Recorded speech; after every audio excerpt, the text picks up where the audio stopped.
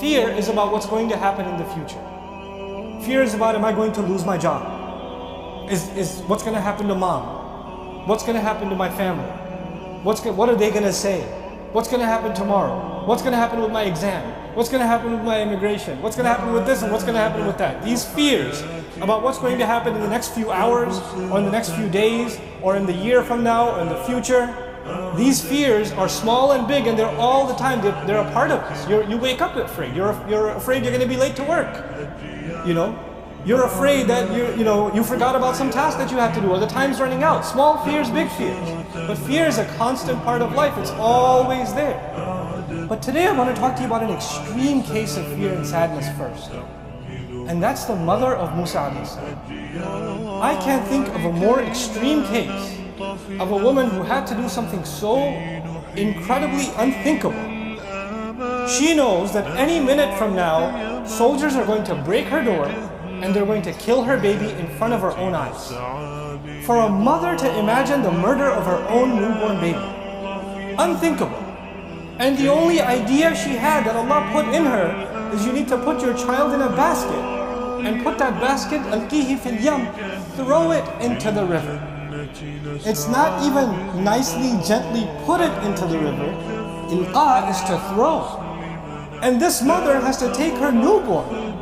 He can't even crawl yet. He can't even do that yet. And she has to throw this thing into the water. Can you imagine the kind of fear this woman has in her heart when she does that? And when she does that, she can't even look at it and can't even cry and scream, my baby, my baby. She can't do that, because if she does that, the soldiers will know one survived and they'll go after him and kill him. So she has to not even be, even if she looks, she has to look from the side. And then this water is not standing still, it's moving. So this basket is slipping away from her sight to the point where she doesn't even know what happened to it. She has no idea what's happened to it. And now she's living with this incredible, overwhelming sadness. What have I just done? What's going to happen to my baby? You know? And in those moments, Allah Azza wa Jal told her, "La takhafi wa la tahzani." Don't be afraid. Don't feel sadness. And even though she still felt afraid, and she still felt sadness, what we're learning in these ayat is Allah will help you overcome not being drowned by fear and not being drowned by sadness. He can let you navigate those two feelings. Those two feelings are very powerful. They're enough to drive someone mad.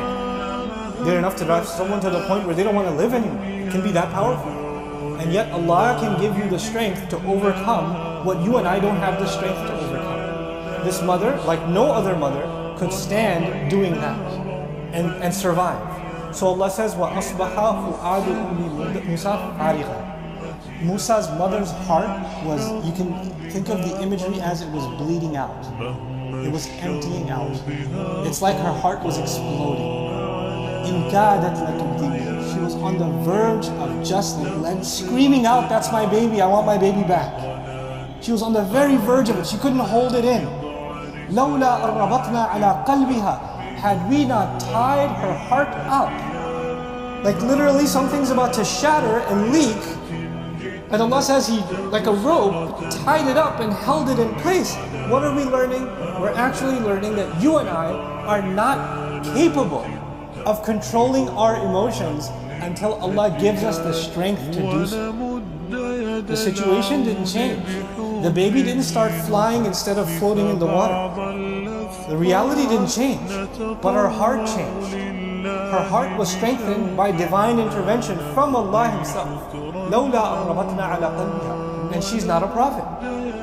What we're learning in these ayat is that Allah will give you and me a strength to our hearts that we'll be able to overcome the most powerful fear and the most powerful sadness, the deepest kind of sadness.